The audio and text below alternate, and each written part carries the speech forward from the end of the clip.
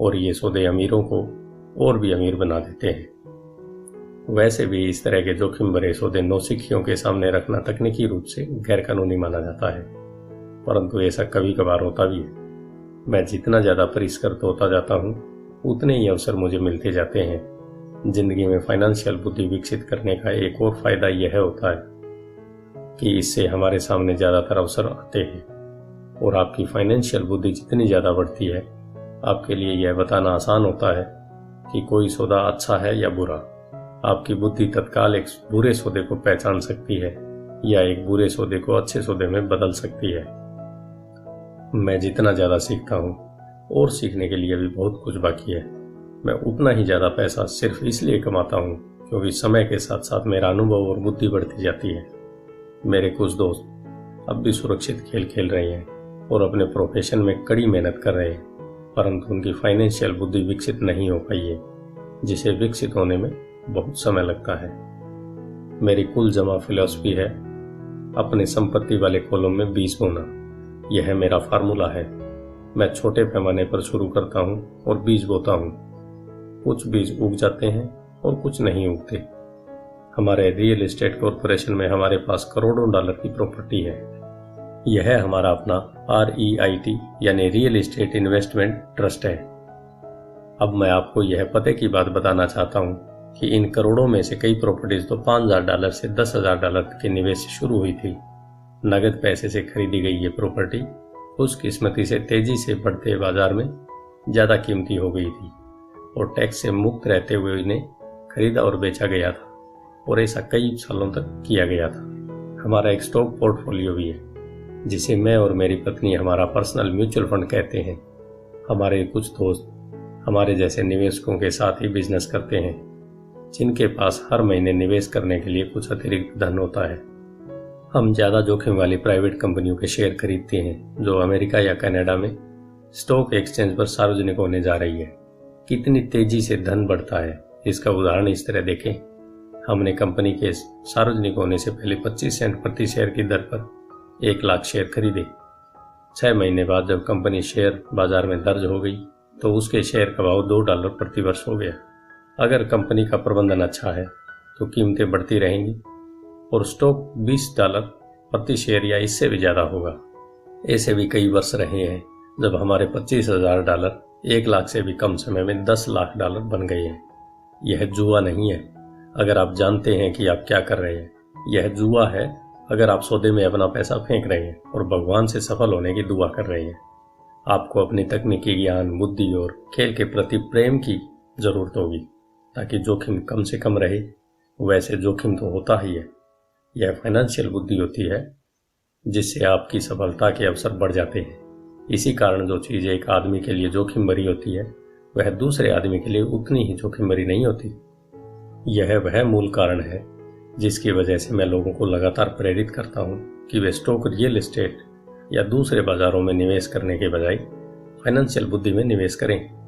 आप जितने ज़्यादा स्मार्ट होंगे आपके सफल होने के अवसर उतने ही ज़्यादा होंगे। मैं व्यक्तिगत रूप से जिन स्टॉक्स में निवेश करता हूँ उनमें बहुत ज़्यादा जोखिम होता है और इसलिए मैं उनकी अनुशंसा नहीं करता। मैं इस खेल को 1979 से खेल रहा हूँ और मैंने इसमें काफ़ी अनुभव हासिल किया है। परंतु अगर आप दोबारा पढ़ेंगे कि इस तरह के निवेश ज़्यादातर लोगों के लिए जोखिम भरे क्यों होते हैं तो आप अपनी ज़िंदगी को अलग तरह से निर्धारित कर सकेंगे, जिसमें $25,000 से 1 साल में $10 लाख बनाना आपके लिए कम जोखिम भरा होगा। जैसा पहले ही कहा जा चुका है, मैंने जो लिखा है मैं आपको वैसा करने की सलाह नहीं देता हूँ। मैं सिर्फ आपको यह समझाना चाहता हूँ कि यह आसान है और संभव है। बात इतनी सी है कि औसत आदमी के लिए $1 लाख से ज़्यादा की प्रतिवर्ष आय अच्छी होती है और इसे हासिल करने में ज़्यादा मेहनत भी नहीं लगती। बाजार कैसा है और आप कितने स्मार्ट हैं इस बात पर निर्भर करता है कि आप 5 से 10 सालों में ऐसा कर सकते हैं। अगर आप अपने खर्च को कम रख सकते हैं तो $1 लाख की अतिरिक्त आय आपको सुखद लगेगी, चाहे आप काम कर रहे हो या नहीं। आप चाहें तो काम कर सकते हैं या चाहें तो काम छोड़ सकते हैं और सरकारी टैक्स सिस्टम को अपने विरोध के बजाय अपने समर्थन में भी प्रयुक्त कर सकते हैं। मेरा व्यक्तिगत आधार रियल एस्टेट है मैं रियल एस्टेट से प्रेम करता हूँ क्योंकि यह स्थायी और धीमी गति से चलने वाली होती है। मैं ठोस आधार को पसंद करता हूँ। कैश फ्लो भी आमतौर पर स्थायी ही होता है और अगर इसे अच्छी तरह मैनेज किया जाए तो इसकी कीमत बढ़ने की भी संभावना होती है। रियल एस्टेट के ठोस आधार से लाभ होने के कारण मैं जोखिम भरे स्टॉक्स खरीदने का खतरा मोल ले सकता हूँ। अगर मुझे स्टॉक मार्केट में खासा मुनाफा होता है तो मैं मुनाफे पर कैपिटल गेन्स टैक्स देता हूँ और बची हुई रकम को रियल एस्टेट में लगा देता हूँ ताकि मेरी संपत्ति की नींव और ज़्यादा मजबूत हो जाए। रियल एस्टेट पर एक और बात है, मैं दुनिया भर में घूमा हूँ और मैंने हर जगह निवेश करना सिखाया है। हर शहर में मुझे यह सुनने में आया है कि रियल एस्टेट को सस्ते में नहीं खरीदा जा सकता। यह मेरा अनुभव नहीं है। न्यूयॉर्क या टोक्यो में या शहर से थोड़ी सी दूर ऐसे शानदार मौके हैं जिन्हें ज़्यादातर लोग नज़रअंदाज कर देते हैं। सिंगापुर में, जहां भी रियल एस्टेट की कीमतें बहुत ज़्यादा चल रही हैं, ऐसी बहुत सी प्रॉपर्टीज हैं जो चंद मिनटों की ड्राइविंग की दूरी पर हैं। इसलिए जब भी मैं किसी को यह कहते सुनता हूँ, आप यहाँ ऐसा नहीं कर सकते, तो मैं उन्हें यह याद दिलाता हूँ कि शायद आपको यह कहना चाहिए, मैं नहीं जानता कि यहाँ ऐसा कैसे किया जा सकता है। महान अवसरों को आपकी आंखें नहीं देख सकती, उन्हें आपके दिमाग से देखा जा सकता है। ज़्यादातर लोग सिर्फ इसलिए अमीर नहीं बन पाते क्योंकि उन्हें यह जानने के लिए फाइनेंशियल प्रशिक्षण ही नहीं मिला होता है कि वे अपने सामने पड़े हुए अवसरों को देख सकें और उन्हें पहचान सकें। मुझसे अक्सर पूछा जाता है, मैं शुरुआत कैसे करूं? पिछले अध्याय में मैंने आर्थिक स्वतंत्रता की राह पर चलने वाले 10 कदमों का उल्लेख किया है, परंतु यह हमेशा याद रखें कि आपको मजा आना चाहिए। यह केवल एक खेल है। कई बार आप जीत जाते हैं और कई बार आपको अनुभव मिलता है, परंतु हमेशा आनंद लें।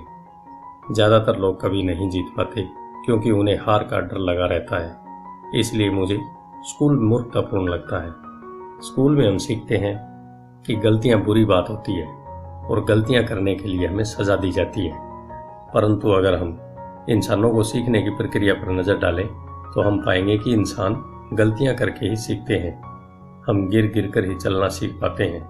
अगर हम कभी नहीं गिरे तो हम कभी चल भी नहीं पाएंगे। यही मोटरसाइकिल चलाने के बारे में भी सही है। मेरे घुटने पर अब भी चोट के निशान हैं, परंतु आज मैं बिना सोचे मोटरसाइकिल चला सकता हूँ। यही अमीर बनने के बारे में भी सही है। दुर्भाग्य से ज़्यादातर लोगों के अमीर न बन पाने का मुख्य कारण यह है कि वे हारने से डरते हैं। जीतने वाले हारने से नहीं डरते, परंतु हारने वाले डरते हैं। सफलता की प्रक्रिया का एक भाग असफलता भी है। जो लोग असफलता से डरते हैं, सफलता उनसे बचती है। मैं पैसे कमाने को टेनिस के खेल की तरह मानता हूँ। मैं मेहनत से खेलता हूँ, गलतियाँ करता हूँ, गलतियाँ सुधारता हूँ और ज़्यादा गलतियाँ करता हूँ, सुधारता हूँ और इस तरह से मेरा खेल सुधरता जाता है। अगर मैं खेल में हार जाता हूँ तो मैं नेट के पास जाकर अपने विरोधी से हाथ मिलाता हूँ, मुस्कुराता हूँ और कहता हूँ अगले शनिवार को मिलेंगे। निवेशक 2 तरह के होते हैं। पहले और सबसे आम तरह के निवेशक वे लोग होते हैं जो एक पैकेज में निवेश करते हैं। वे रिटेल आउटलेट में फ़ोन करते हैं, जैसे एक रियल एस्टेट कंपनी या स्टॉक ब्रोकर या फाइनेंशियल प्लानर को, और फिर वे कुछ खरीदते हैं। यह एक म्यूचुअल फंड, स्टॉक या बॉन्ड हो सकता है। यह निवेश का एक अच्छा, साफ सुथरा और आसान तरीका है। यह उसी तरह की खरीदारी हो गई जैसे कोई ग्राहक कंप्यूटर स्टोर में जाकर शेल्फ पर रखे कंप्यूटर को खरीद ले। दूसरी तरह के निवेशक वे होते हैं जो निवेशों को बनाते हैं। इस तरह के निवेशक आमतौर पर सौदों को असेंबल करते हैं, जिस तरह कंप्यूटर इंजीनियर कंप्यूटर के पुर्जों को असेंबल करते हैं। मैं यह तो नहीं जानता कि कंप्यूटर के पुर्जों को किस तरह असेंबल किया जाता है, परंतु मैं यह जानता हूँ कि आर्थिक अवसरों के पुर्जों को किस तरह असेंबल किया जा सकता है, या मैं ऐसे लोगों को जानता हूँ जो ऐसा करते हैं। दूसरी किस्म का निवेशक ही प्रोफेशनल निवेशक होता है। कई बार तो पुर्जों को इकट्ठा करने में सालों लग जाते हैं और कई बार वे कभी इकट्ठे नहीं हो पाते। मेरे अमीर डैडी ने मुझे दूसरे किस्म का निवेशक बनने के लिए प्रोत्साहित किया। यह सीखना महत्वपूर्ण है कि पुर्जों को किस तरह असेंबल किया जाए, क्योंकि यहीं पर भारी जीत का मौका होता है, और अगर किस्मत आपके साथ न हो तो यहीं पर भारी नुकसान का खतरा होता है। अगर आप दूसरी किस्म के निवेशक बनना चाहते हैं तो आपको मुख्य रूप से 3 मुख्य दक्षताएं विकसित करने की जरूरत है। फाइनेंशियल बुद्धि के अलावा इन दक्षताओं की जरूरत होती है। नंबर 1, किस तरह ऐसे मौकों को खोजें जो दूसरों को दिखाई नहीं देता हो। दूसरे लोग अपनी आंखों से उस मौके को देख नहीं पाएंगे, पर आप अपने दिमाग से उस मौके को देख सकते हैं। उदाहरण के लिए, मेरे एक दोस्त ने एक पुराना घर खरीदा। यह दिखने में बुरा सा था। हर एक को हैरत थी कि उसने इसे क्यों खरीदा, परंतु दूसरे जो देख नहीं पाए थे और जो उसने देख लिया था वह यह था कि उस घर के साथ 4 खाली जमीन के टुकड़े भी थे। उसने यह कंपनी जाकर पता कर लिया था। घर खरीदने के बाद उसने उसे तोड़ दिया और उन 500 प्लाटों को बिल्डर को बेच दिया। इस सारे सौदे में उसे अपने मूल निवेश से 3 गुना रकम मिली। उसने 2 महीने के काम में $75,000 कमा लिए। यह बहुत ज़्यादा रकम तो नहीं है, परंतु यह न्यूनतम वेतन से तो ज़्यादा ही है और यह तकनीकी रूप से कठिन भी नहीं है। नंबर 2, पैसा किस तरह जुटाया जाए। औसत आदमी बैंक जाता है, परंतु इस दूसरे किस्म के निवेशक को यह पता होना चाहिए कि पूंजी किस तरह जुटाई जाए और बिना बैंक जाए कितने तरीकों से पैसा जुटाया जा सकता है। मैंने यह सीखा कि बिना बैंक की मदद लिए घर कैसे खरीदा जा सकते हैं। घर खरीदना महत्वपूर्ण नहीं है, परंतु पैसा इकट्ठा करना मूल्यवान कला है। अक्सर मैं लोगों को यह कहते सुनता हूँ, बैंक मुझे कर्ज नहीं दे रही है या मेरे पास इसे खरीदने के लिए पैसे नहीं है। अगर आप दूसरी किस्म के निवेशक बनना चाहते हैं तो आपको यह सीखने की जरूरत है, क्योंकि इसी कारण ज़्यादातर लोगों की योजनाएं ठप हो जाती है। दूसरे शब्दों में, ज़्यादातर लोग सिर्फ इसलिए सौदे नहीं कर पाते क्योंकि उनके पास पैसा नहीं होता। अगर आप इस बाधा को पार कर सकते हैं तो आप ऐसे लोगों से मीलों आगे होंगे जिन्होंने इन दक्षताओं को नहीं सीखा। ऐसे कई मौके आए हैं जब मैंने घर या स्टॉक या अपार्टमेंट बिल्डिंग को खरीदा है, जबकि मेरे पास बैंक में एक भी पाई नहीं थी। मैंने एक अपार्टमेंट हाउस को 12 लाख में खरीदा। मैंने इसके लिए एक अनुबंध किया जो खरीदार और बेचने वाले के बीच में लिखित अनुबंध था। फिर मैंने $1 लाख का डिपॉजिट इकट्ठा किया, जिससे मुझे बाकी पैसे के जुटाने के लिए 90 दिन की मोहलत मिल गई। मैंने ऐसा क्यों किया? क्योंकि मैं जानता था कि इसकी असली कीमत $20 लाख थी। मैंने इस पैसे को कभी नहीं जुटाया। इसके बजाय जिस आदमी ने मुझे $1 लाख दिए थे, उसने मुझे $50,000 दिए ताकि यह मेरी जगह पर आ जाए, और इस तरह वह मेरी जगह पर आ गया और मैं इस निवेश से बाहर निकल गया। और इस काम में मेरे कुल जमा 3 दिन लगे। एक बार फिर मैं यह कहना चाहता हूँ कि आप क्या खरीदते हैं यह महत्वपूर्ण नहीं है। महत्वपूर्ण यह है कि आप कितना जानते हैं। निवेश करना खरीदना नहीं है, यह एक ज्ञान है। नंबर 3, किस तरह स्मार्ट लोगों को संगठित किया जाए।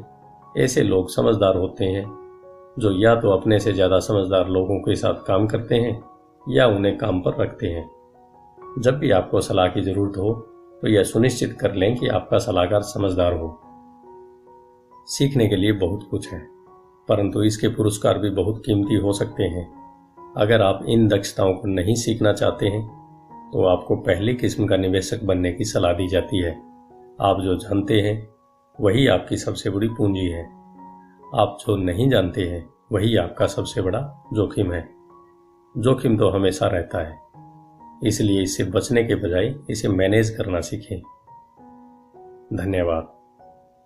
आइए चलते हैं अध्याय 7 की तरफ, जो है सीखने के लिए काम करें, पैसे के लिए काम न करें।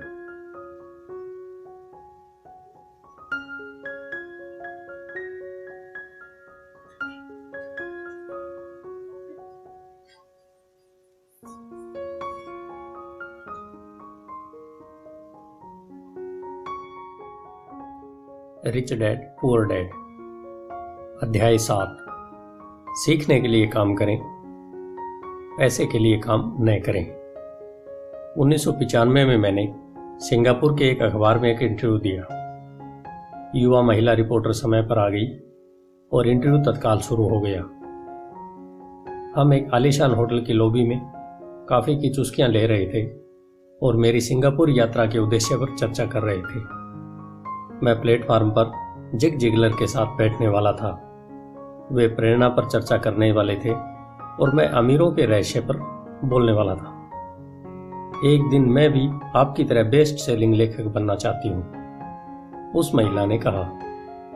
मैंने उसके कई लेख पढ़े थे और मैं उससे प्रभावित भी हुआ था। उसकी लेखन शैली दमदार और स्पष्ट थी। उसके लेखों में पाठकों की रुचि जगाने की क्षमता थी। आपकी शैली बहुत बढ़िया है, मैंने जवाब दिया। कौन सी चीज आपको अपने सपनों को हकीकत में बदलने से रोक रही है?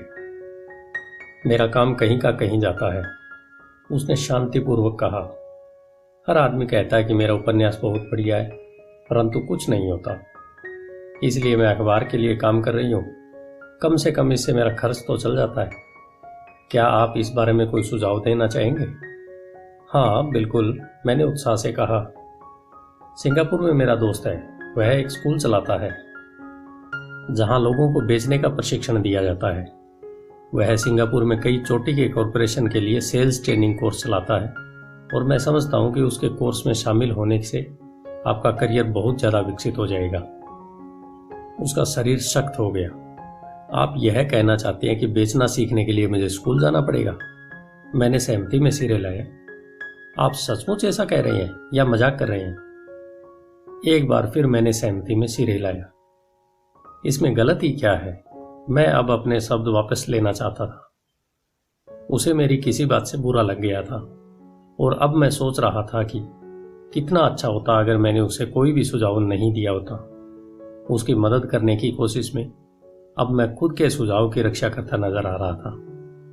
मेरे पास अंग्रेजी साहित्य में मास्टर डिग्री है। मैं सेल्समैन बनना सीखने के लिए स्कूल जाऊं क्या? मैं एक प्रोफेशनल हूं। मैं एक प्रोफेशन में प्रशिक्षित होने के लिए स्कूल गई थी ताकि मुझे सेल्समैन न बनना पड़े।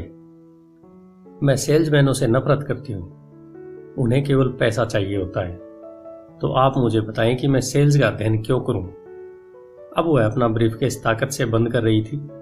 इंटरव्यू खत्म हो गया था। कॉफी टेबल पर मेरी एक बेस्ट सेलिंग पुस्तक रखी हुई थी।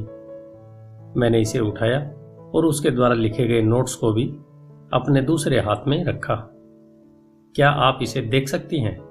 मैंने उसके नोट्स की तरफ इशारा किया। उसने अपने नोट्स पर नजर डाली। क्या? उसने उलझन में कहा। एक बार फिर मैंने उसके नोट्स की तरफ जानबूझकर इशारा किया। उसके पैड पर उसने लिखा था रॉबर्ट कियोसाकी, बेस्ट सेलिंग लेखक। यहां पर बेस्ट सेलिंग लेखक लिखा हुआ है, न कि बेस्ट राइटिंग लेखक। उसकी आंखें तत्काल फैल गई। मैं बहुत बुरा लेखक हूं, आप बहुत बढ़िया लेखक हैं। मैं सेल्स स्कूल गया हूं, आपके पास मास्टर डिग्री है। दोनों को इकट्ठा कर लें और आप एक बेस्ट सेलिंग लेखक और एक बेस्ट राइटिंग लेखक बन सकती हैं। उसकी आंखों में गुस्सा था। मैं कभी इतने नीचे नहीं गिरूंगी कि बेचना सीखने के लिए प्रशिक्षण लूं। आप जैसे लोगों को तो लिखना ही नहीं चाहिए। मैं एक प्रोफेशनल लेखक हूं और आप एक सेल्समैन हैं, यह सही नहीं है। उसने अपने बाकी के नोट्स भी समेट लिए और वह सिंगापुर की उस नम सुबह में तेजी से बाहर निकल गई। कम से कम उसने अगले दिन मुझे एक अच्छा कवरेज दिया। दुनिया स्मार्ट, गुणी, शिक्षित और प्रतिभा संपन्न लोगों से भरी हुई है। हम उनसे हर दिन मिलते हैं, वे हमारे चारों तरफ हैं। कुछ दिनों पहले मेरी कार में कुछ गड़बड़ हो गई थी। मैं एक गैरेज में गया और युवा मैकेनिक ने उसे कुछ मिनटों में ठीक कर दिया। इंजन की आवाज सुनकर ही उसे समझ में आ गया था कि गड़बड़ कहां थी। मैं हैरान देखता रहा। दुखद सच तो यह है कि प्रतिभा ही पर्याप्त नहीं होती। मुझे लगातार यह देख देख कर झटका लगता है कि प्रतिभा संपन्न लोग कितना कम कमा पाते हैं। मैंने अभी हाल ही सुना है कि 5% से भी कम अमेरिकी एक साल में $1,00,000 से ज्यादा कमा पाते हैं। मैं ऐसे प्रतिभाशाली और उच्च शिक्षित लोगों से मिला हूं जो एक साल में $20,000 से भी कम कमाते हैं। मेडिकल व्यवसाय में विशेषज्ञता रखने वाला एक व्यावसायिक सलाहकार कि कितने डॉक्टर, दंत चिकित्सक और दूसरे लोग पैसे की समस्या से जूझ रहे हैं। और मेरी सोच यह थी कि एक बार डॉक्टर बनने के बाद तो पैसा उनके घर बरसने लगता है। इस व्यावसायिक सलाहकार ने मुझे एक बढ़िया वाक्य दिया, तो वे भारी दौलत से सिर्फ एक दक्षता दूर है। इस वाक्य का यह मतलब है कि ज्यादातर लोगों को केवल एक और दक्षता सीखने की जरूरत होती है और इसके बाद उनकी आमदनी अपने आप बहुत ज्यादा बढ़ जाएगी। मैं यह पहले ही बता चुका हूं कि फाइनेंशियल बुद्धि, अकाउंटिंग, निवेश, मार्केटिंग और कानून का समन्वय है। इन 4 तकनीकी दक्षताओं को मिला दें और पैसे से पैसा बनाना ज़्यादा आसान हो जाएगा। जब पैसे की बात आती है तो ज़्यादातर लोगों में केवल ज़्यादा कड़ी मेहनत करने की दक्षता होती है। दक्षताओं के समन्वय का एक अच्छा उदाहरण अखबार की उस रिपोर्टर का है। अगर वह सेल्स और मार्केटिंग के क्षेत्र में दक्षता हासिल कर ले तो उसकी आमदनी हवा से बातें कर सकती है। अगर मैं उसकी जगह होता तो मैं एडवर्टाइजिंग, कॉपीराइटिंग और सेल्स के कोर्स में शामिल हो जाता। फिर अखबार में काम करने के बजाय मैंने किसी एडवर्टाइजिंग एजेंसी में नौकरी खोजी होती। चाहे इस काम में वेतन कम ही मिलता, परंतु इससे वह यह सीख जाती कि सफल एडवर्टाइजिंग में प्रयुक्त होने वाले शॉर्टकट का प्रयोग किस तरह किया जाए। उसे अपना कुछ समय जनसंपर्क में भी देना होता, जो एक महत्वपूर्ण दक्षता है। वह यह भी सीखती कि मुफ्त प्रचार के लिए किस तरह लाखों कमाए जाए। फिर रातों में और सप्तांतों में वह अपना महान उपन्यास पूरा करती। जब वह पूरा हो जाता तो वह अपनी पुस्तक को बेचने के लिए ज़्यादा अच्छी स्थिति में होती। फिर कुछ ही समय में वह एक बेस्ट सेलिंग लेखिका हो सकती थी। जब मैंने अपनी पहली पुस्तक if you want to be rich and happy don't go to school छपवाई तो एक प्रकाशक ने मुझे यह सुझाव दिया कि मैं शीर्षक को बदलकर द इकोनॉमिक्स ऑफ एजुकेशन कर दूं। मैंने प्रकाशक से साफ कह दिया, इस तरह के शीर्षक से पुस्तक की कुल 2 प्रतियां बिकेंगी। एक तो मेरा परिवार खरीदेगा और दूसरा मेरा सबसे अच्छा दोस्त। दिक्कत यह है कि वे दोनों ही इसे मुफ्त में पाने की आशा करेंगे। If you want to be rich and happy don't go to school शीर्षक को जानबूझकर चुटीला बनाया गया था, क्योंकि मैं जानता था कि ऐसा करने से इसे हजारों टन प्रचार मिलेगा। मैं शिक्षा का समर्थक हूँ और शिक्षा के सुधार में विश्वास करता हूँ। अन्यथा मैं अपने पुरातनपंथी शिक्षा तंत्र को बदलने की बार बार मांग क्यों करता। इसलिए मैंने एक ऐसा टाइटल चुना जो टीवी और रेडियो शो पर ज्यादा प्रचारित हो सकता था, सिर्फ इसलिए क्योंकि मैं विवादास्पद होने से नहीं डरता। कई लोगों का विचार था कि मैं कोई फ्रूट केक था, परंतु पुस्तक बिकी और बहुत बिकी। जब मैं यूएस मर्चेंट मरीन एकेडमी से 1969 में ग्रेजुएट हुआ तो मेरे पढ़े लिखे डैडी बहुत खुश हुए। स्टैंडर्ड ऑयल ऑफ कैलिफोर्निया ने मुझे अपने ऑयल टैंकर फ्लीट में काम दे दिया। मैं 3rd मेट था और हालांकि मेरी तनख्वाह मेरे सहपाठियों की तुलना में कम थी, परंतु कॉलेज के बाद पहले काम के हिसाब से ठीक थी। मेरी शुरुआती तनख्वाह $42,000 प्रति वर्ष थी, जिसमें ओवर टाइम भी शामिल था और मुझे केवल 7 महीने काम करना पड़ता था। बाकी के 5 महीने मेरी छुट्टी थी। अगर मैं चाहता तो मैं एक सहायक शिपिंग कंपनी के साथ वियतनाम जा सकता था और अपनी 5 महीनों की छुट्टियों के बदले अपनी तनख्वाह दुगनी कर लेता। मेरे सामने एक बहुत बढ़िया करियर था, परंतु मैंने 6 महीने बाद ही इस्तीफा दे दिया और मरीन कार्प्स में भर्ती हो गया ताकि मैं हवाई जहाज उड़ाना सीख सकूं। मेरे पढ़े लिखे डैडी का दिल टूट गया। अमीर डैडी ने मुझे बधाइयां दी। स्कूल और नौकरी में विशेषज्ञता का विचार एक लोकप्रिय विचार है, यानी कि ज्यादा धन कमाने के लिए या प्रमोशन हासिल करने के लिए आपको विशेषज्ञता हासिल करने की जरूरत है। इसलिए मेडिकल डॉक्टर्स तत्काल बाल रोग विशेषज्ञ या अस्थि रोग विशेषज्ञ जैसी विशेषज्ञता हासिल करने में जुट जाते हैं। यही अकाउंटेंट्स, आर्किटेक्ट्स, वकीलों, पायलटों और बाकी लोगों के बारे में सही है। मेरे पढ़े लिखे डैडी इसी विचारधारा में विश्वास रखते थे, इसलिए वे डॉक्टरेट मिलने के बाद रोमांचित हो गए थे। वे अक्सर यह मानते थे कि स्कूल में ऐसे लोगों का सम्मान किया जाता है जो कम से कम चीज़ों के बारे में ज़्यादा से ज़्यादा पढ़ते हैं। अमीर डैडी मुझसे इसका ठीक उल्टा करने के लिए प्रोत्साहित करते थे। आपको हर चीज़ के बारे में थोड़ा थोड़ा पता होना चाहिए, यह उनका सुझाव था। इसलिए मैंने उनकी कंपनियों में कई विभागों में सालों तक काम किया। कुछ समय के लिए मैंने उनके अकाउंटिंग डिपार्टमेंट में काम किया। हालांकि मैं कभी अकाउंटेंट नहीं बन सकता था, परंतु वे चाहते थे कि मैं उस विभाग में रहकर उसके बारे में मोटी मोटी बातें समझ लूं। अमीर डैडी जानते थे कि मैं वहां की शब्दावली को पकड़ लूंगा और यह भी समझ लूंगा कि क्या महत्वपूर्ण था और क्या नहीं। मैं एक बस बॉय और कंस्ट्रक्शन वर्कर के रूप में भी काम कर चुका हूँ और सेल्स, रिजर्वेशन और मार्केटिंग में भी। वे मुझे और माइक को पीढ़ी दर पीढ़ी सिखा रहे थे, इसलिए वे चाहते थे कि हम लोग उनके बैंकर्स, वकीलों, अकाउंटेंट्स और ब्रोकर्स के साथ बैठकों में भाग लें। वे चाहते थे कि हम लोग उनके साम्राज्य के हर पहलू के बारे में थोड़ी बहुत जानकारी रखें। जब मैंने स्टैंडर्ड ऑयल की अच्छी तनख्वाह वाली नौकरी छोड़ी तो मेरे पढ़े लिखे डैडी ने मुझसे दिल खोल कर बातें की। उन्हें कुछ समझ में नहीं आ रहा था। वे मेरे निर्णय के पीछे के कारण को नहीं समझ पा रहे थे, क्योंकि जिस नौकरी से मैंने इस्तीफा दिया था उसमें तनख्वाह अच्छी थी, फायदे बहुत थे, खाली समय भी बहुत मिलता था और उसमें तनख्वाह और प्रमोशन के अच्छे अवसर थे। जब एक शाम को उन्होंने मुझसे पूछा, तुमने नौकरी क्यों छोड़ दी, तो मैं लाख कोशिश करने के बाद भी उन्हें इसका कारण नहीं समझा सका। मेरे तर्क उनके तर्क के दायरे में फिट नहीं हो पा रहे थे। समस्या यह थी कि मेरा तर्क मेरे अमीर डैडी का तर्क था। मेरे पढ़े लिखे डैडी के लिए नौकरी की सुरक्षा ही सब कुछ थी। मेरे अमीर डैडी के लिए सीखना ही सब कुछ था। मेरे पढ़े लिखे डैडी का विचार था कि मैं शिप का अफसर बनने के लिए शिक्षा ग्रहण करने स्कूल गया था। अमीर डैडी जानते थे कि मैं अंतर्राष्ट्रीय व्यापार के अध्ययन के लिए स्कूल गया था। तो एक विद्यार्थी की तरह मैं सुदूर पूर्व और साउथ पैसिफिक जाने वाले जहाजों पर, बड़े फ्रेट्स पर, ऑयल टैंकरों पर और यात्री जहाजों पर काम करता रहा। अमीर डैडी इस बात पर जोर देते थे कि वे यूरोप की तरफ जाने वाले जहाजों के बजाय प्रशांत महासागर पर अपना ध्यान केंद्रित करूं, क्योंकि भविष्य के देश एशिया में है, यूरोप में नहीं। जबकि मेरे ज्यादातर सहपाठी, जिसमें माइक भी शामिल था, अपने घरों पर पार्टी और मौज मस्ती करते थे, तब मैं Japan, Taiwan, Thailand, Singapore, Hong Kong, Vietnam, Korea, Tahiti, Samoa और फिलीपींस में व्यवसाय, लोगों, बिजनेस की शैलियों और संस्कृतियों का अध्ययन करता था। मैं भी पार्टी कर रहा होता, परंतु अपने घर पर नहीं। मेरा ज्ञान बहुत तेजी से बढ़ रहा था।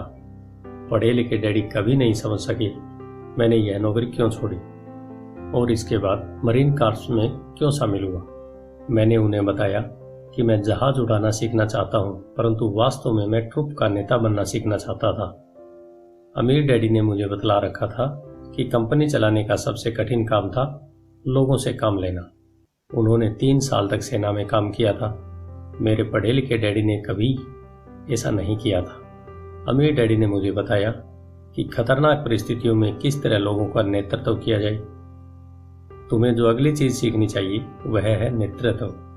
उन्होंने कहा, अगर आप एक अच्छे नेता नहीं हैं तो आप पर पीछे से गोलियां चलाई जा सकती है, जैसा बिजनेस में किया जाता है।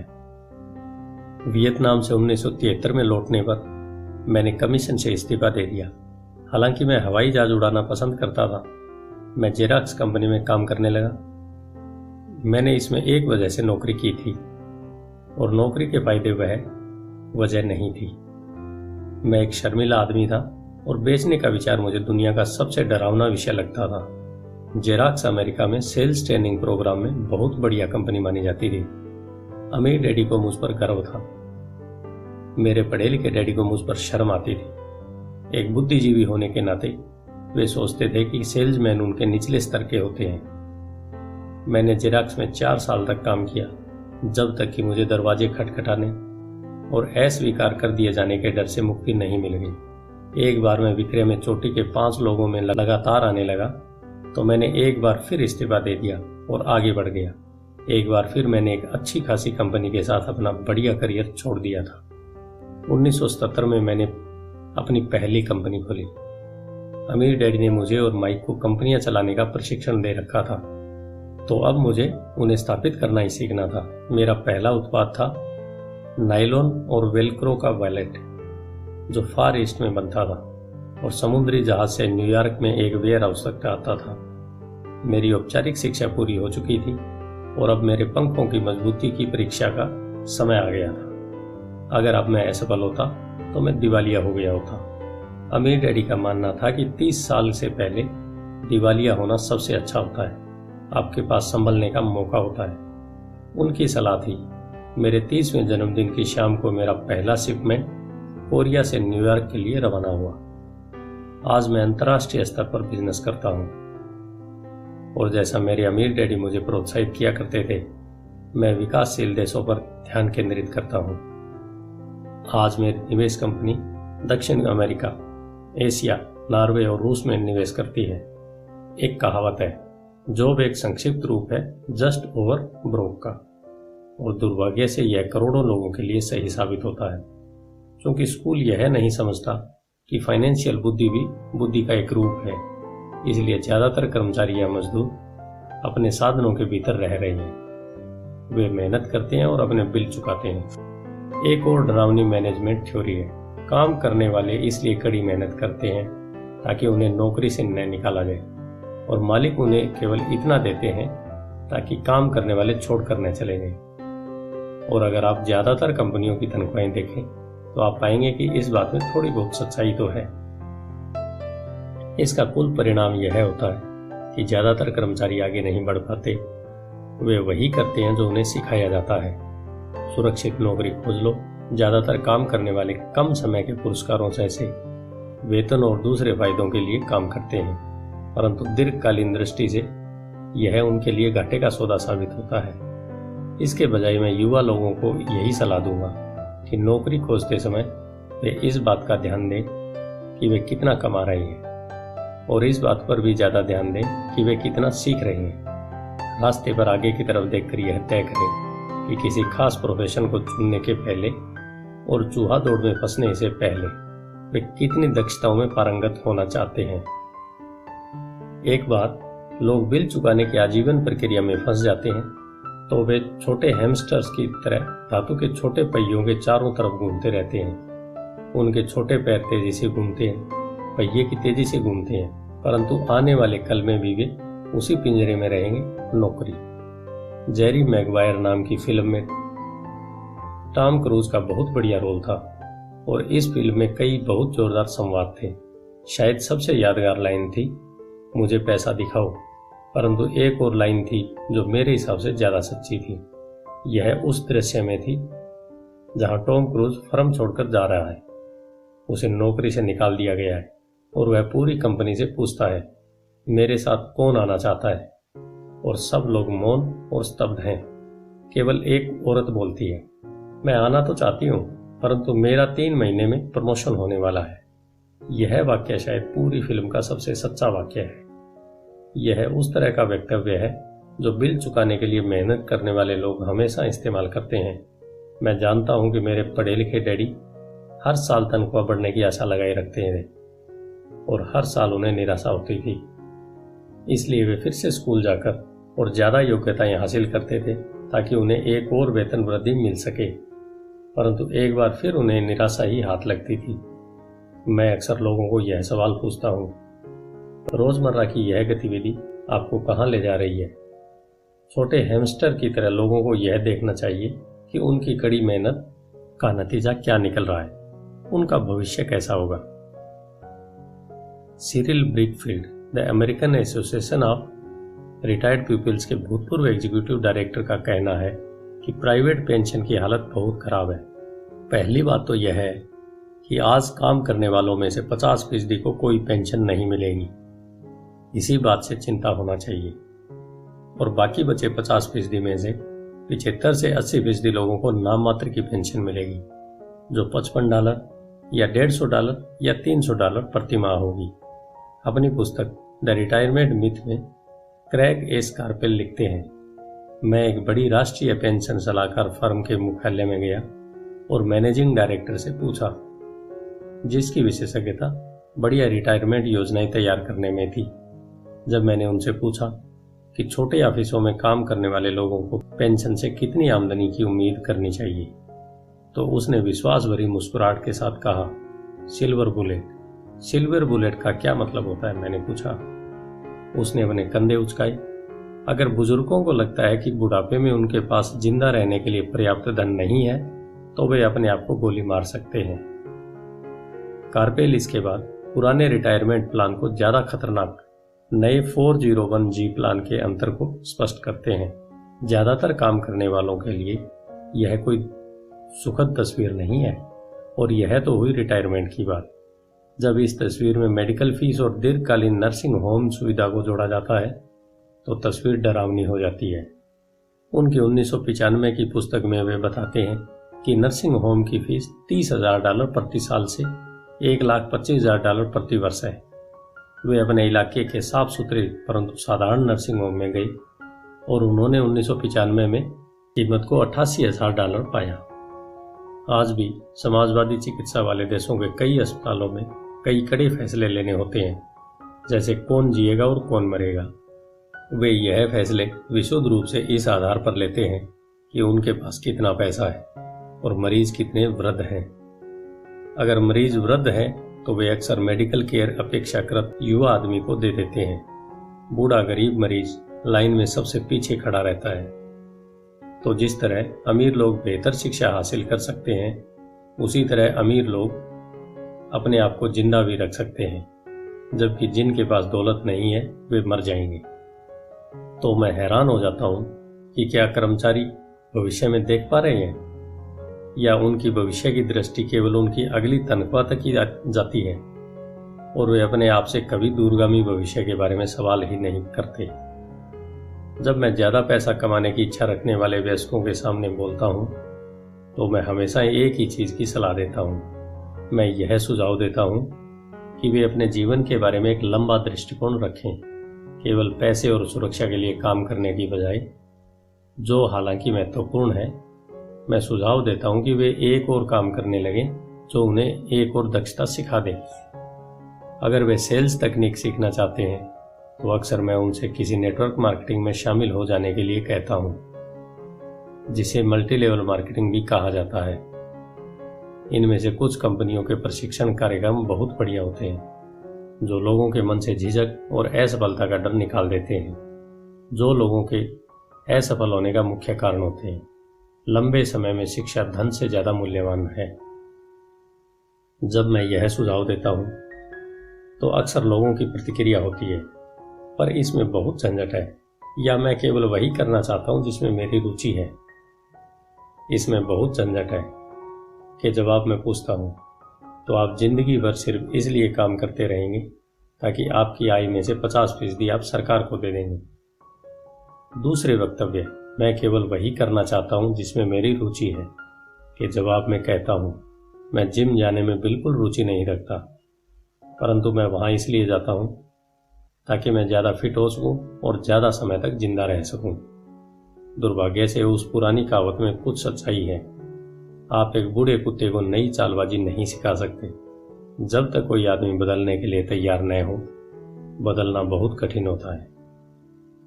परंतु उन लोगों के लिए जो कुछ नया सीखने के विचार से प्रेरित हो जाते हैं और दोहराई पर खड़े हैं, मेरा सुझाव यही है, जिंदगी बहुत हद तक जिम जाने की ही तरह है। इसमें सबसे दर्द भरा हिस्सा वहां जाने का फैसला लेना है। एक बार आप यह फैसला कर लेते हैं तो बाकी सब आसान हो जाता है। ऐसे कई दिन आई जब मैं जिम जाने के नाम से कांप जाता हूं, परंतु एक बार मैं वहां पहुंच जाता हूं तो काम शुरू कर देता हूं और मुझे इसमें मजा आने लगता है। जब मैं वहां से निकलता हूं तो मुझे हमेशा खुशी होती है कि मैं वहां गया था। अगर आप कुछ नया सीखने के प्रति अनिच्छुक हों और इसके बजाय आप अपने क्षेत्र में बहुत विशेषज्ञता हासिल करने पर जोर देते हो, तो यह सुनिश्चित कर लें कि जिस कंपनी के लिए आप काम करते हैं वहां यूनियन हो। लेबर यूनियनें विशेषज्ञों की रक्षा के लिए बनाई जाती हैं। मेरे पढ़े लिखे डैडी जब गवर्नर की कृपा दृष्टि से दूर हो गई तो वे हवाई में टीचर्स यूनियन के अध्यक्ष हो गए। उन्होंने मुझे बताया कि यह उनके द्वारा किया गया सबसे कठिन काम था। मेरे अमीर डैडी ने दूसरी और जिंदगी भर यह कोशिश की कि उनकी कंपनियों में यूनियन न बन पाई। वे सफल हुए, हालांकि यूनियन काफी करीब आ गई थी, परंतु अमीर डैडी हमेशा उन्हें दूर रखने में कामयाब हो जाते थे। व्यक्तिगत रूप से मैं किसी का पक्ष नहीं लेता, क्योंकि मुझे दोनों ही बातों में फायदे दिखते हैं और उनकी जरूरत दिखती है। अगर आप स्कूल द्वारा सुझाए रास्ते पर चलते हैं, उच्च विशेषज्ञता हासिल करते हैं, तो फिर आप यूनियन की सुरक्षा में चले जाएं। उदाहरण के लिए, अगर मैं अपने हवाई जहाज उड़ाने के करियर में गया होता तो मैंने ऐसी कंपनी पसंद की होती जिसकी पायलट यूनियन बहुत तगड़ी होती। क्यों? क्योंकि मेरी जिंदगी केवल एक दक्षता को सीखने के लिए समर्पित होती, जिसका मूल्य केवल एक उद्योग में ही हो सकता था। अगर मुझे उस उद्योग से निकाल दिया गया होता तो मेरे जीवन की दक्षताएं किसी दूसरे उद्योग में उतनी मूल्यवान नहीं होती। अगर किसी वरिष्ठ पायलट को निकाल दिया जाए जिसके पास हवाई उड़ान का 1 लाख घंटे का अनुभव हो और जो हर साल $1.5 लाख कमा रहा हो, तो उसे स्कूल टीचिंग में इतनी ज़्यादा कमाई वाला बराबरी का काम ढूंढने में बहुत दिक्कत आएगी। दक्षताएं एक उद्योग से दूसरे उद्योग में ट्रांसफ़र नहीं होती, क्योंकि एयरलाइन उद्योग में जिन दक्षताओं की ज़रूरत होती है और जिसके लिए पायलटों को ज़्यादा वेतन दिया जाता है, वे स्कूल सिस्टम में उतनी महत्वपूर्ण नहीं होती। आज डॉक्टरों के लिए भी यही सही है। चिकित्सा के क्षेत्र में इतने परिवर्तन हो रहे हैं। कई मेडिकल विशेषज्ञ मेडिकल संगठनों जैसे MHO से जुड़ना पसंद करते हैं। स्कूल के शिक्षकों को यूनियन का सदस्य होना पड़ता है। आज अमेरिका में टीचर्स की यूनियन सबसे बड़ी और अमीर लेबर यूनियन है। ENA यानी नेशनल एजुकेशन एसोसिएशन के पास बहुत ज़्यादा राजनीतिक प्रभाव है। शिक्षकों को अपनी यूनियन की सुरक्षा की बहुत ज़रूरत होती है, क्योंकि शिक्षा के बाहर उनकी दक्षताओं का मूल्य अपेक्षाकृत काफ़ी कम होता है। तो नियम यह है, उच्च विशेषज्ञता हासिल करो और यूनियन बना लो। स्मार्ट लोग यही करते हैं। जब मैं अपनी कक्षा में पूछता हूँ, आप में से कितने मैकडोनाल्ड से अच्छा हैमबर्ग बना लेते हैं, तो लगभग सभी विद्यार्थी अपने हाथ खड़े कर देते हैं। मैं फिर पूछता हूँ, अगर आप में से ज़्यादातर बेहतर हैमबर्ग बना लेते हैं, तो ऐसा क्यों होता है कि मैकडोनाल्ड्स आपसे ज़्यादा पैसा बना लेते हैं? जवाब साफ है, मैकडोनाल्ड बिजनेस सिस्टम में आपसे अच्छा है। ज़्यादातर प्रतिभाशाली लोग सिर्फ इसलिए गरीब होते हैं क्योंकि वे अपना सारा ध्यान बेहतर हैमबर्ग बनाने में लगाते हैं और बिजनेस सिस्टम के बारे में कुछ नहीं जानते। हवाई में मेरा एक दोस्त है जो एक महान कलाकार है।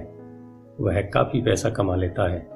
एक दिन उसकी माँ के वकील ने उसे बताया कि उसने अपने पुत्र के नाम पर $35,000 छोड़े हैं। यह रकम सरकार और वकीलों द्वारा अपना हिस्सा लेने के बाद बची थी।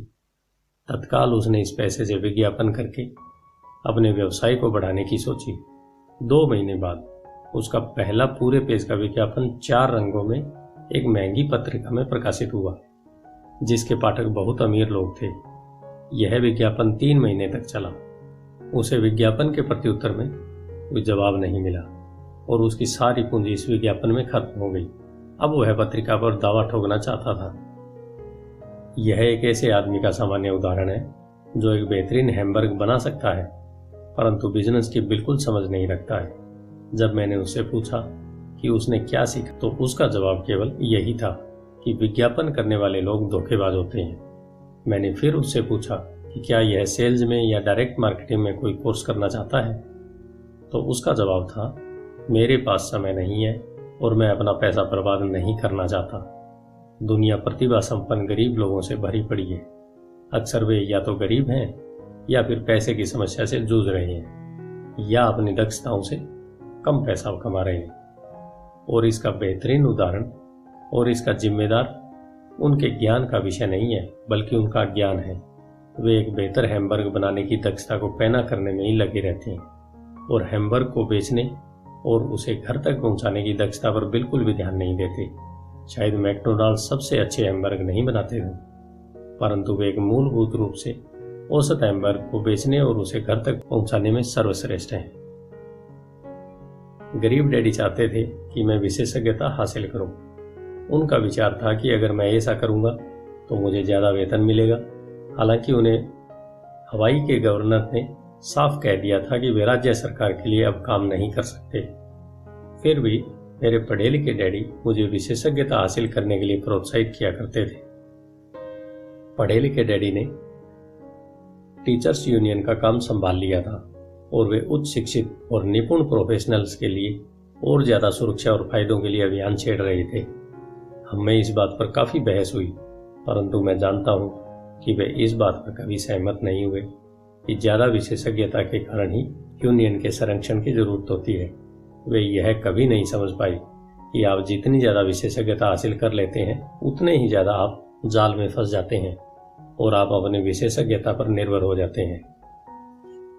अमीर डैडी की सलाह यह थी कि माइक और मैं खुद विकास करें। कई कारपोरेशंस यही करते हैं।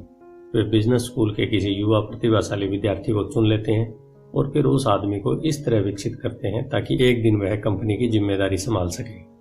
और ये प्रतिभाशाली युवा कर्मचारी किसी एक डिपार्टमेंट में विशेषज्ञ नहीं होते, वे बिजनेस सिस्टम के सभी पहलुओं की जानकारी लेने के लिए इस डिपार्टमेंट से उस डिपार्टमेंट तक काम करना सीखते हैं। अमीर लोग अक्सर अपने बच्चों या दूसरों के बच्चों को इसी तरह विकसित करते हैं।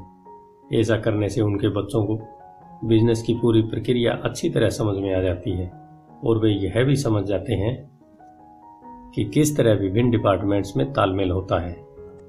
दूसरे विश्व युद्ध की पीढ़ी में एक कंपनी से दूसरी कंपनी में जाना बुरा समझा जाता था, आज इसे स्मार्ट समझा जाता है, क्योंकि लोग ज़्यादा विशेषज्ञता हासिल करने के बजाय इस कंपनी को बदलकर दूसरी कंपनी में जाना पसंद करेंगे। तो क्यों न कमाने के बजाय सीखने पर ध्यान केंद्रित किया जाए। कम समय में हो सकता है कि आपकी आमदनी कम हो, परंतु लंबे समय में इससे आपको बहुत फायदा होगा। सफलता के लिए जिन मुख्य मैनेजमेंट दक्षताओं की जरूरत होती है वे हैं: नंबर 1 कैश फ्लो का मैनेजमेंट, नंबर 2 सिस्टम का मैनेजमेंट, आपको और आपके परिवार के साथ समय को मिलाकर, नंबर 3 लोगों का मैनेजमेंट। सबसे महत्वपूर्ण विशेषज्ञ दक्षताएं सेल्स और मार्केटिंग की समझ है। बेचने की योग्यता ही व्यक्तिगत सफलता की आधारभूत कुशलता है, इसलिए आपको दूसरे आदमी के साथ संप्रेषण में कुशल होना चाहिए, चाहे वह कोई ग्राहक हो, कर्मचारी हो, बॉस हो, पत्नी हो या बच्चे हो। कम्युनिकेशन स्किल जैसे लिखना, बोलना और सौदेबाजी करना सफल जीवन के लिए बहुत जरूरी है। यह एक ऐसी कला है जिस पर मैं लगातार मेहनत करता हूँ और अपने ज्ञान को बढ़ाने के लिए पाठ्यक्रमों में भाग लेता हूँ या शैक्षणिक टेप खरीदता रहता हूँ। जैसा कि मैंने बताया, मेरे पढ़े लिखे डैडी ने जितनी ज़्यादा मेहनत की वे उतने ही ज़्यादा काबिल बने। उन्होंने जितनी ज़्यादा विशेषज्ञता हासिल की वे उतने ही ज़्यादा फंसते चले गए। हालांकि उनकी तनख्वाह बढ़ी, परंतु उनके विकल्प कम होते चले गए। जब उन्हें सरकारी नौकरी से हटा दिया गया तभी उन्हें पता चला कि वे व्यवसाय की दृष्टि से कितने जोखिम में थे। यह तो उसी तरह का मामला हो गया जैसे प्रोफेशनल एथलीट को अचानक चोट लग जाए या वह खेलने के लिए ज़्यादा बूढ़ा हो जाए। उनकी ऊंची तनख्वाह वाली स्थिति चली जाती है और वे अपनी सीमित दक्षताओं के सहारे जीवन यापन करते हैं। मैं सोचता हूँ कि इसलिए मेरे पढ़े लिखे डैडी बाद में यूनियनों के इतने समर्थक बन गए थे। उन्होंने यह महसूस कर लिया था कि यूनियन ने उन्हें कितना ज़्यादा फायदा दिलाया होता। अमीर डैडी माइक और मुझे सभी चीज़ों के बारे में थोड़ी थोड़ी जानकारी रखने के लिए प्रोत्साहित करते थे। वे हमें ऐसे लोगों के साथ काम करने के लिए प्रेरित करते थे जो हमसे ज़्यादा स्मार्ट थे, और वे हमसे यह भी चाहते थे कि हम स्मार्ट लोगों से एक टीम के रूप में काम करवाएं। आज इसे व्यावसायिक विशेषज्ञताओं का समन्वय कहा जाएगा। आज मैं भूतपूर्व स्कूल टीचर से मिलता हूँ जो हर साल लाखों डॉलर कमा रहे हैं। वे इतना ज़्यादा इसलिए कमा रहे हैं क्योंकि उनके पास अपने क्षेत्र की विशेषज्ञ दक्षताओं के अलावा भी दक्षताएं हैं। वे सिखा भी सकते हैं और बेच भी सकते हैं और मार्केटिंग भी कर सकते हैं। बेचने और मार्केटिंग की दक्षताएं ज़्यादातर लोगों को इसलिए कठिन लगती हैं क्योंकि उनमें नकारे जाने या अस्वीकार किए जाने का डर होता है। आप संप्रेषण, सौदेबाजी और अपने नकारे जाने के डर का सामना करने में जितने बेहतर होंगे, आपके लिए जिंदगी उतनी ही आसान होगी। जिस तरह मैंने अखबार की लेखिका को सलाह दी थी जो बेस्ट सेलिंग लेखिका बनना चाहती थी, मैं किसी को भी वही सलाह देना चाहूँगा। तकनीकी रूप से विशेषज्ञता हासिल करने के कुछ मजबूत पहलू होते हैं और कुछ कमज़ोर पहलू होते हैं। मेरे कुछ दोस्त हैं जो जीनियस हैं, परंतु वे दूसरे लोगों के साथ प्रभावी ढंग से बात नहीं कर पाते और परिणाम स्वरूप उनकी आमदनी बहुत कम है। मैं उन्हें सलाह देता हूँ कि वे 1 साल तक बेचने की कला सीखें। चाहे वे कुछ भी न कमाएं, परंतु उनकी कम्युनिकेशन स्किल सुधर जाएगी और यह अनमोल है। अच्छे सीखने वाले, बेचने वाले और मार्केटिंग करने वाले व्यक्ति होने के अलावा हमें अच्छे शिक्षक और अच्छे विद्यार्थी होने की भी जरूरत है। दरअसल अमीर होने के लिए आप में लेने के साथ ही देने की काबिलियत भी होनी चाहिए। आर्थिक या प्रोफेशनल संघर्ष के मामलों में देने और लेने में बहुधा कमी देखी गई है। मैं ऐसे कई लोगों को जानता हूँ जो सिर्फ इसलिए गरीब हैं क्योंकि वे न तो अच्छे विद्यार्थी हैं न ही अच्छे शिक्षक। मेरे दोनों डैडी उदार थे दोनों ने पहले देने के सिद्धांत का पालन किया था। शिक्षा देना उनके लिए देने का एक प्रकार था। जितना ज्यादा उन्होंने दिया उतना ही उन्हें मिला। पैसे देने के मामले में जरूर उन दोनों में अंतर था। मेरे अमीर डैडी ने बहुत सा पैसा दान दिया। उन्होंने अपनी चर्च को दान दिया, समाज सेवी संस्थाओं को दान दिया और अपने फाउंडेशन को दान दिया। वे जानते थे कि पैसा हासिल करने के लिए पैसा देना होता है। पैसा देना ज्यादातर अमीर परिवारों का रहस्य है, इसलिए रॉकफेलर फाउंडेशन और फोर्ड फाउंडेशन जैसे संगठन काम कर रहे हैं। यह संगठन उनकी संपत्ति को लेते हैं, उसे बढ़ाते हैं और लगातार देते रहते हैं। मेरे पढ़े लिखे डैडी हमेशा कहते थे, जब मेरे पास अतिरिक्त पैसा होगा मैं उसे दान कर दूंगा। समस्या यह थी कि उनके पास कभी अतिरिक्त पैसा नहीं आया, इसलिए वे ज्यादा पैसा कमाने के लिए ज्यादा मेहनत करते रहे और पैसे के सबसे महत्वपूर्ण नियम को भूल गए, दो और आपको मिल जाएगा। इसके बजाय वे यह यकीन करते रहे, लो और फिर दो। निष्कर्ष में मैं यही कहना चाहता हूं कि मुझ पर दोनों ही डैडियों की छाप है। मेरा एक हिस्सा कट्टर पूंजीपति का है जो पैसे से पैसा कमाने के खेल से प्रेम करता है। मेरा दूसरा हिस्सा एक सामाजिक रूप से जिम्मेदार शिक्षक का है जो गरीबों और अमीरों के बीच बढ़ती आर्थिक खाई से बहुत ज्यादा चिंतित है। मैं इस बढ़ती हुई खाई के लिए मूल रूप से दकियानुसी शिक्षा तंत्र को जिम्मेदार मानता हूं। धन्यवाद।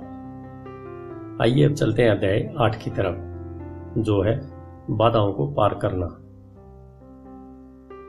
आपका दिन शुभ हो।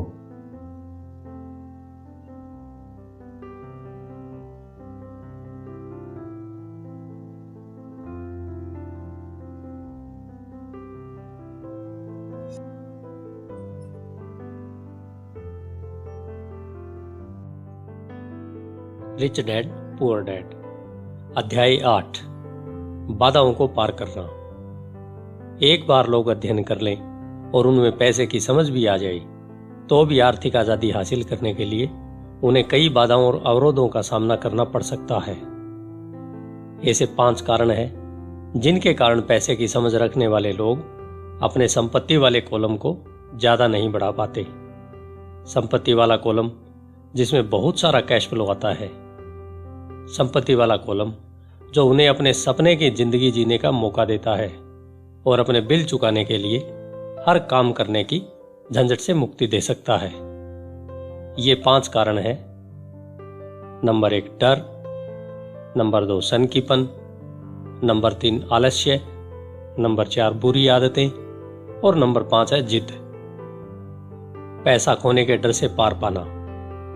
मैं कभी किसी ऐसे व्यक्ति से नहीं मिला जिसे पैसे का नुकसान अच्छा लगता हो, और मेरी जिंदगी में मैं कभी किसी अमीर आदमी से नहीं मिला जिसे पैसे का नुकसान न हुआ हो।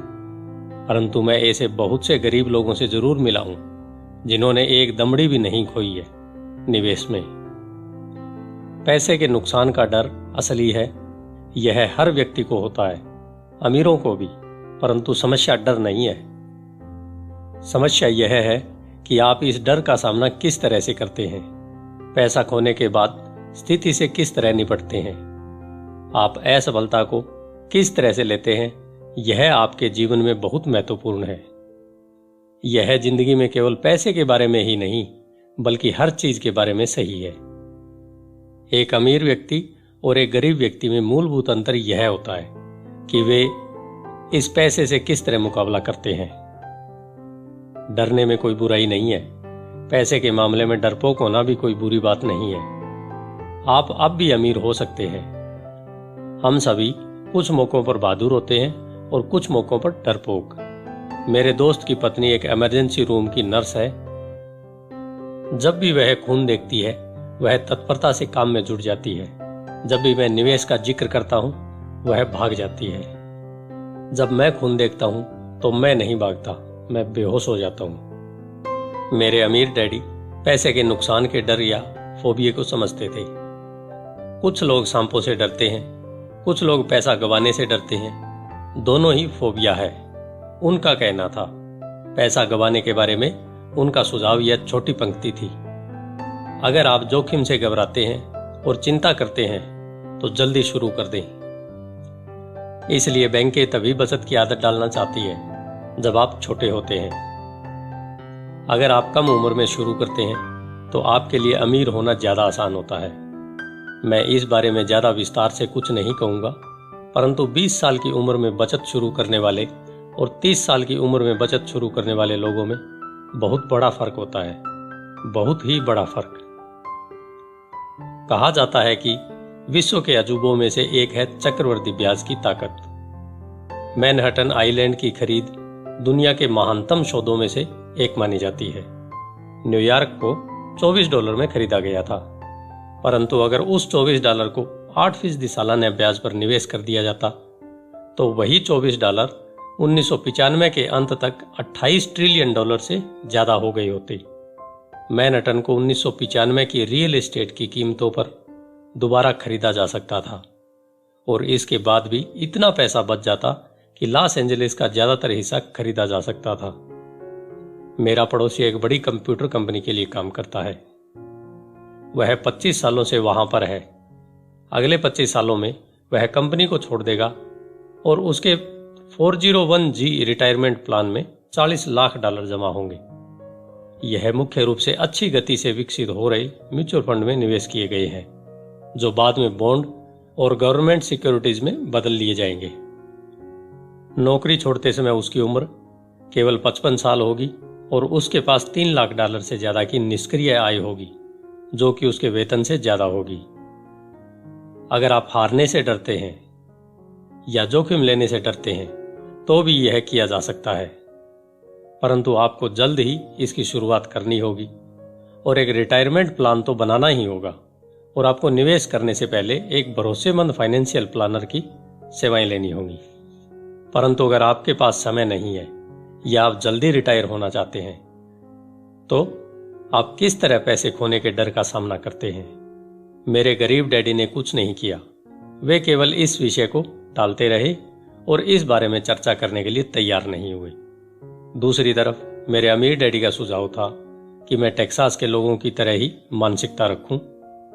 मैं टेक्सास और वहां के लोगों को पसंद करता हूं। उनका कहना था, टेक्सास में हर चीज बड़े पैमाने पर होती है। जब टेक्सास के लोग जीतते हैं तो वह बड़ी जीत होती है और जब वे हारते हैं तो वह हार भी अद्भुत होती है।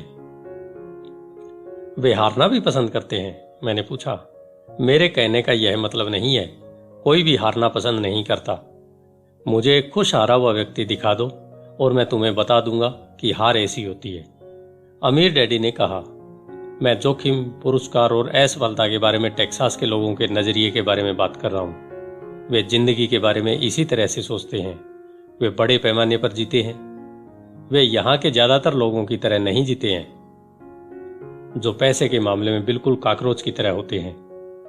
जब कोई उन पर रोशनी डालता है तो कॉकरोच घबरा जाते हैं। जब किराने वाला उनकी चिल्लर में से चवन्नी कम कर देता है तो वे शोर मचाने लगते हैं।